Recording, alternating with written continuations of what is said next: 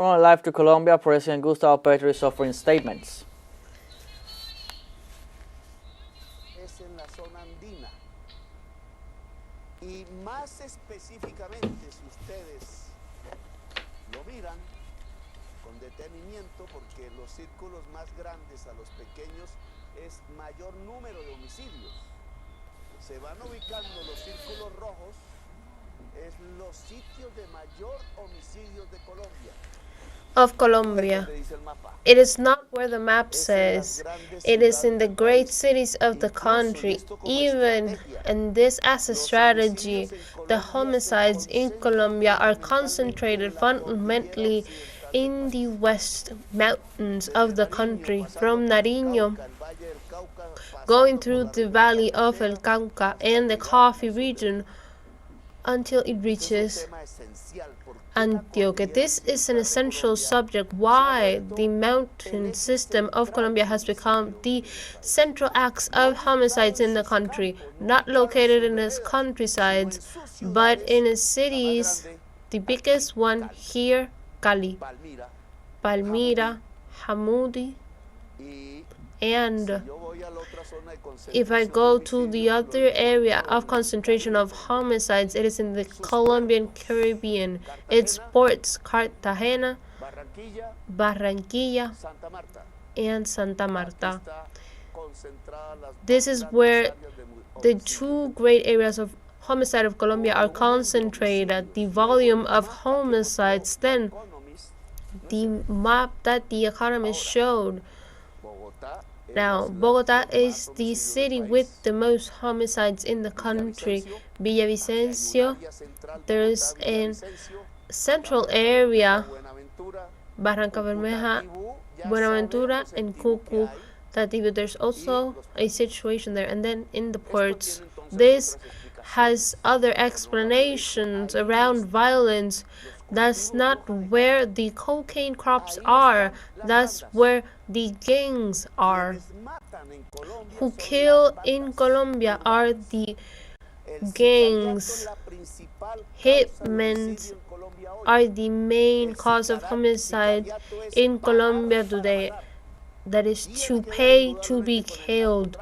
And it is undoubtedly linked to drug trafficking, to cocaine, to illicit gold, with the kids and women trafficking. It has to do with rare metals. It has to do with emeralds.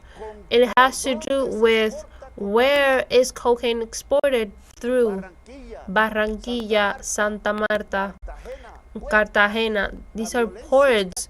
The violence is here because of the ports, but it's not exercised by the countrymen who cultivate these crops. It is done by gangs. So the questions that we should be asking ourselves forward is, can gangs be articulated into and related with political forces in Colombia? Can gangs in these cities marked in red because of blood, can they have political power?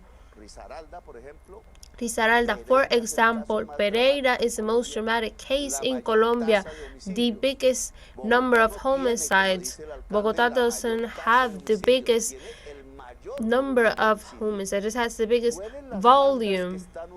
Can the gangs that are located in Barranquilla, Cartagena, and Santa Marta have a political relationship with the local administrations, with the local police, with the state, local apparatus, and even national at times? My answer is yes. This resistance to the reduction of homicides of these years in the country, that is the one-third of the rate of homicides that existed in 1993, it is due to the relationship, electoral type of relationship, a financial one, between the gangs of the neighborhoods and cities with the political power in Colombia.